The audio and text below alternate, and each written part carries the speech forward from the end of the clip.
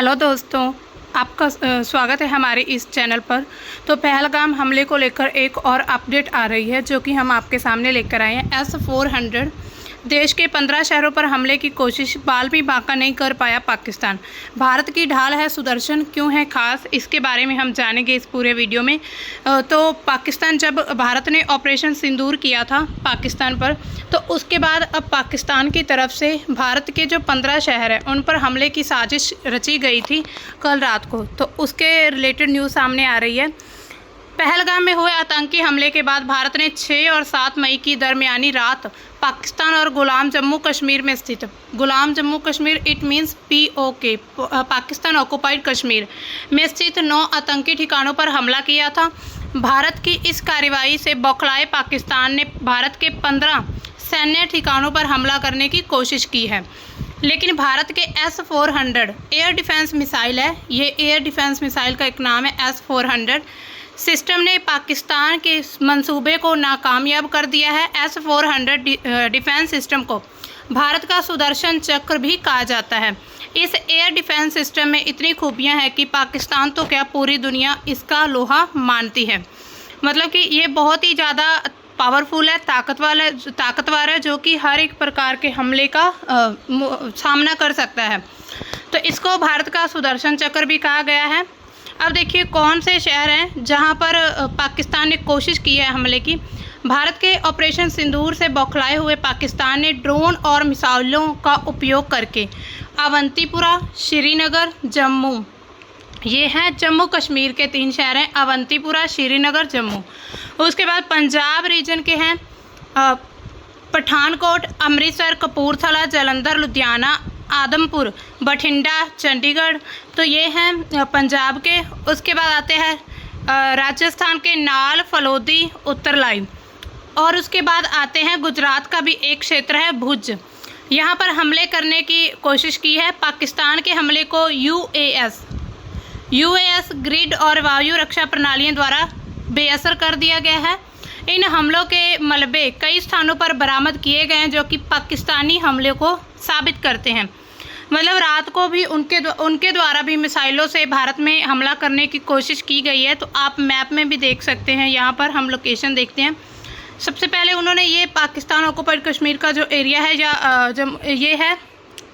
ये पाकिस्तान ऑक्युपाइड कश्मीर का एरिया ऊपर वाला है, ये ऊपर वाला, और इधर जो है भारत का, इसके जो जम्मू कश्मीर के 3 शहर हैं उन पर ऐसा मतलब कहा जा रहा है कि निशाना दागा गया था उनके द्वारा। और पंजाब के बहुत सारे शहर हैं जिसमें आप पूरी लिस्ट देख सकते हैं, पठानकोट, अमृतसर, कपूरथला, जालंधर, लुधियाना, आदमपुर, बठिंडा, चंडीगढ़। तो इनमें से ये शहर जो हैं, चंडीगढ़ जो एक बड़ा IT हब होने के कारण हो सकता है उन्होंने यहाँ पर हमले की कोशिश की है कि भारत को डराया जा सके। उसके बाद यहाँ राजस्थान के क्षेत्र हैं, 3 क्षेत्र हैं जो कि बॉर्डर के साथ ही हैं।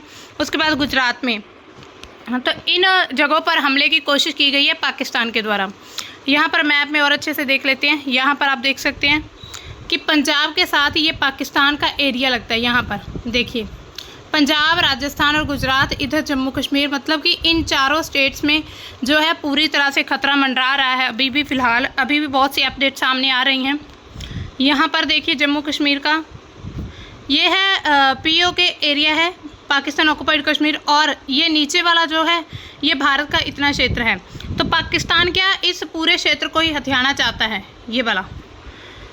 तो इसी वजह से ऐसे युद्ध के आसार लग रहे हैं। हो सकता है World War 3 होने के चांसेस भी हों।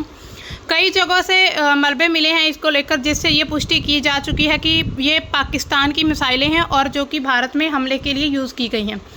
पाकिस्तान के हमलों को काउंटर UAS ग्रिड और एयर डिफेंस सिस्टम ने बेअसर कर दिया था और मलबे कई स्थानों पर मिले हैं और पाकिस्तानी हमलों की पुष्टि कर रहे हैं अभी भी। मतलब ऐसा बताया, इन मिसाइलों से यही पता चलता है कि ये पाकिस्तान के द्वारा यहाँ पर फेंके गए थे। गुरुवार सुबह भारतीय सेना ने पाकिस्तान में कई स्थानों पर एयर डिफेंस रडार और सिस्टम को निशाना बनाया गया। पाकिस्तान का डिफेंस सिस्टम पूरी तरह से ख़त्म हो गया है, मतलब तबाह हो गया था। जो उन्होंने पाकिस्तान ने जहां मिसाइलें जो भारत में भेजी, हालांकि उनसे कोई भारत मतलब मानवीय नुकसान नहीं हुआ है, लेकिन ऐसा था भी उनका एक तो मोटिव ये था कि भारत को डराना, दूसरा ये था कि भारत में भी कुछ ऐसे लोगों को, जैसे कुछ भारत के जो सैन्य ठिकाने उन पर हमला किया, जो उनको तबाह किया जाए। हालांकि जो भारत है उसने जो हमले किए थे वहाँ के 9 प्लेसेस पर 9 प्लेसेस हैं जो पाकिस्तान की, वो थी आतंकवादियों के ठिकाने थे, सैन्य ठिकाने नहीं थे। निगरानी रखने के लिए लगातार हो रही है उच्च स्तरीय बैठक, तो मोदी के द्वारा लगातार बैठकें की जा रही हैं कि पूरी निगरानी को, मतलब पूरे जो भी ऑपरेशन चल रहे हैं भारत में या पाकिस्तान की तरफ से, या पाकिस्तान में भारत की तरफ से, उन पर पूरी अच्छे से उन पर नज़र रखी जा सके। पिछले 2 दिनों में पाकिस्तान के साथ युद्ध तेज हुआ है, जो पिछले 2 दिन है। अपनी नाक बचाने के लिए पाकिस्तान की ओर से असफल प्रयास जारी हैं। ऐसा भी कहा जा रहा है कि उन्होंने सिर्फ अपनी नाक बचाने के लिए ही भारत में हमला किया है, कि कहीं कल को कोई देश उन्हें ये ना कह दे कि भारत ने आप पर हमला किया था और आपने कुछ किया ही नहीं था। ऐसे में अगर लड़ाई ज़्यादा खींचती है तो आंतरिक व्यवस्था निर्बाध चलती रहेगी, इसके लिए ये बैठक बुलाई गई थी। उच्च स्तरीय बैठक राष्ट्रीय सुरक्षा से संबंधित हालिया घटनाक्रमों को देखते हुए बुलाई गई थी। उन्होंने क्रियाकलापों की निरंतरता और संस्थागत मजबूती बनाए रखने के लिए मंत्रालय एजेंसियों के बीच निर्बाध समन्वय की आवश्यकता पर जोर दिया था। वर्तमान स्थिति से निपटने के लिए मंत्रालयों की योजना और तैयारी की समीक्षा की गई है। यहाँ पर आप देख सकते हैं, यहाँ पर हमारे डिफेंस मिनिस्टर बैठे हैं राजनाथ सिंह, और ये आर्मी चीफ है कुछ, और भी यहाँ पर नरेंद्र मोदी है, जो कि बैठक में जो भी स्थिति है, मतलब हालात का पूरा वो जानकारी ले रहे हैं अपडेट्स। भारत ने पाकिस्तान के ड्रोन हमले का दिया करारा जवाब। भारत ने पाकिस्तान के द्वारा जो ड्रोन हमले किए गए थे उसका करारा जवाब दिया है। PIB के अनुसार भारतीय सशस्त्र बलों ने पाकिस्तान के कई स्थानों पर वायु रक्षा रडार और प्रणालियों को निशाना बनाया था। भारत ने ड्रोन अटैक करके पाकिस्तान के एयर डिफेंस सिस्टम को तबाह कर दिया गया है। एक अधिकारी ने बताया कि पाकिस्तान ने बुधवार रात उत्तरी और पश्चिमी भारत में कई सैन्य ठिकानों पर हमला करने की कोशिश की, सभी प्रयास नाकाम रहे हैं। उत्तरी और पश्चिमी भारत में सैन्य ठिकानों पर हमले की पाकिस्तानी सेना की कोशिशों को हवाई रक्षा प्रणालियों ने नाकाम कर दिया है। मतलब भारत के पास भी अच्छा डिफेंस सिस्टम था, जिसकी वजह से मिसाइलें उनकी नष्ट हो चुकी हैं और कोई मानवीय नुकसान नहीं हुआ है। S-400 एयर डिफेंस सिस्टम आखिर है क्या? तो इसके निर्माण करता है रूस। ये रूस से ख़रीदा गया है और इसकी कंपनी अल्मास एंटे। 2007 में इसको लिया गया था, बनाया गया था, और भारत ने अक्टूबर 2018 में डील की थी रूस के साथ इसको खरीदने के लिए।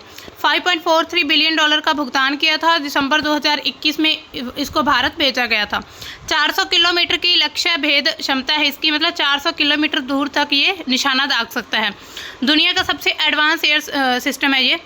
S-400 वायु रक्षा प्रणाली की कुछ विशेषताएं और इसकी जो कैपेबिलिटी है वो क्या है? सबसे पहले स्तरित रक्षा, बहुस्तरित रक्षा विकास करने के लिए 4 प्रकार की मिसाइलों का उपयोग किया जाता है, जिससे यह स्टील्थ विमानों और ड्रोन से लेकर बैलिस्टिक और क्रूज मिसाइलों को भी मारने में सक्षम है।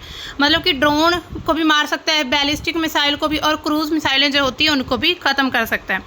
और ये एक उन्नत रडार है। 600 किलोमीटर तक की दूरी पर एक समय में 300 लक्ष्यों को पता लगा सकता है और उस पर नज़र रखने में इतना कैपेबल है, और एक साथ 36 खतरों से निपटने में भी सक्षम है। मतलब ये भारत के लिए अब एक सुदर्शन चक्र की तरह काम करेगा, जो कि एक समय पर 36 खतरों से निपट सकता है।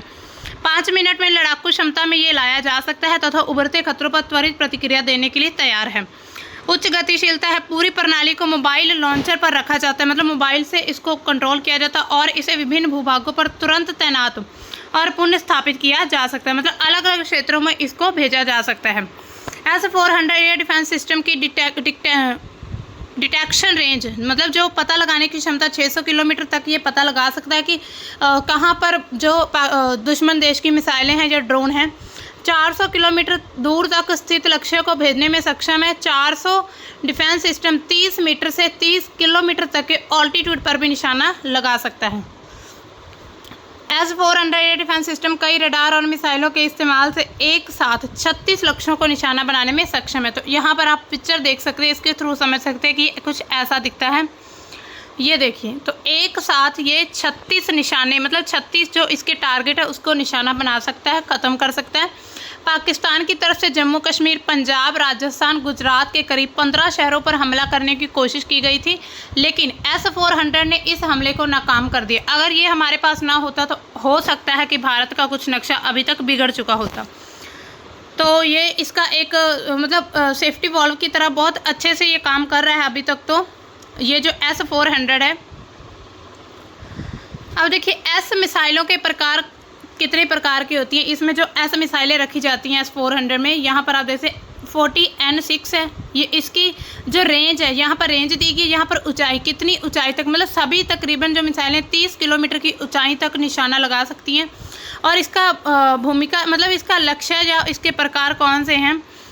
सबसे 4N6 है जो 30 किलोमीटर तो सभी ऊंचाई पर। अब ये है 400 किलोमीटर जो इसकी सीमा है, रेंज है। ये लंबी दूरी विमान अवाकस मिसाइलें हैं। और 48N6 250 किलोमीटर तक ये जा सकता है और मध्यम दूरी विमान क्रूज़ मिसाइलों के ये नष्ट कर सकता है। 9M96E2 यानी कि 120 किलोमीटर है। और सबसे कम जो है किलो मतलब दूरी की जो निशाना लगा सकता है वो है 9M96E। E2 जो है वो 120 किलोमीटर और ओनली E जो है 40 किलोमीटर तक निशाना लगा सकता है। और ये मध्यम दूरी तेज़ जेट स्टीक निर्देशित हथियार है। कम दूरी के लड़ाकू विमान है ये 9M96E।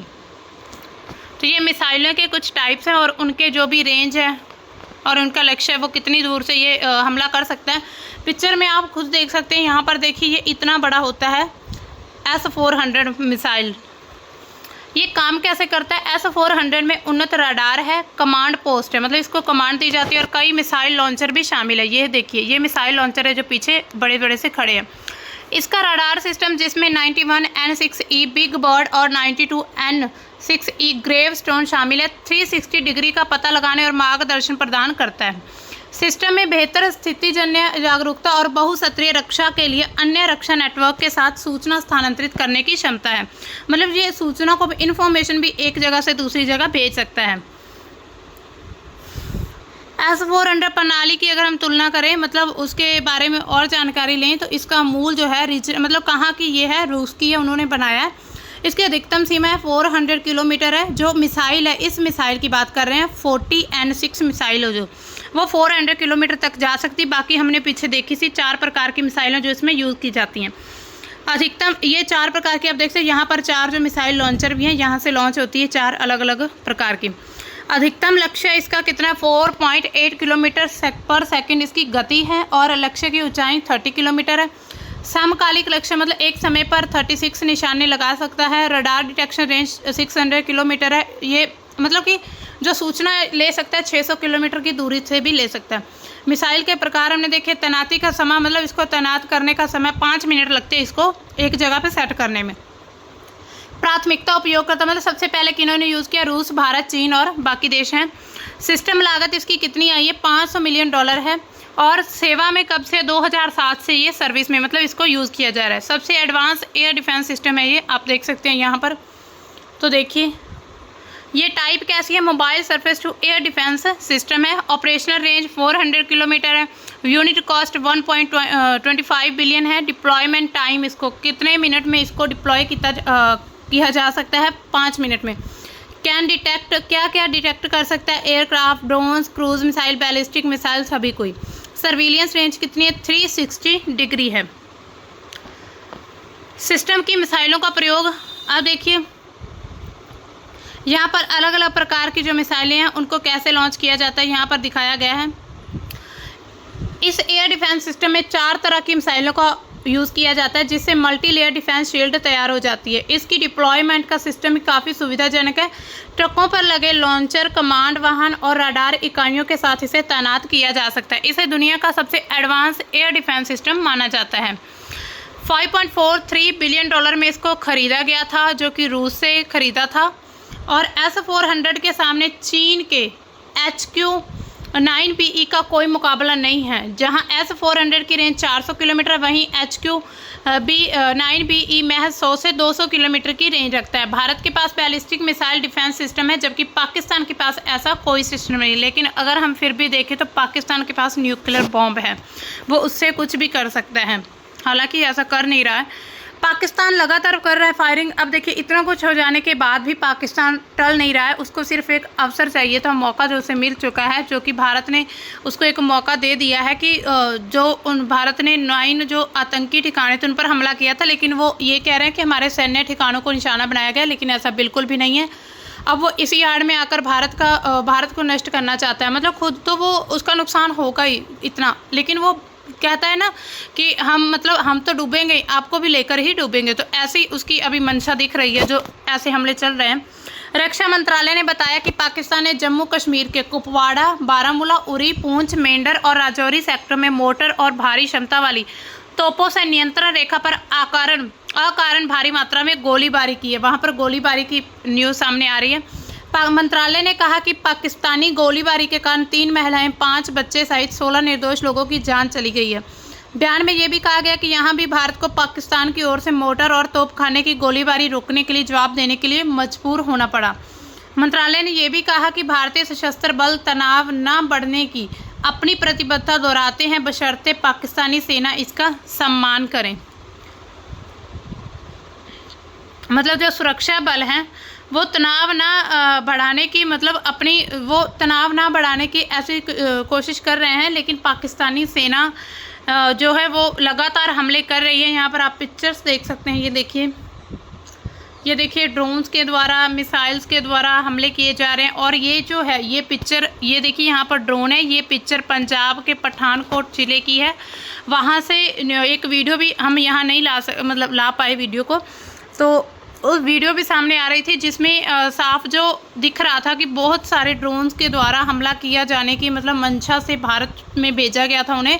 लेकिन भारत के पास इतना अच्छा एयर डिफेंस सिस्टम है फिलहाल तो S-400, जिससे कि ये मुकाबला एक समय पर 36 टारगेट उनको निशाना बना सकता है। तो ये थी आज की अपडेट, जो कि पहलगाम हमले के बाद ऑपरेशन सिंदूर कंप्लीट होने के बाद अभी जो पाकिस्तान के द्वारा हमले किए जा रहे हैं भारत में, उसको लेकर ये अपडेट सामने आई थी। और अभी जो और भी अपडेट्स आएंगे वो भी हम लेकर आपके सामने आएंगे। तब तक के लिए बाय, थैंक्स फॉर वॉचिंग।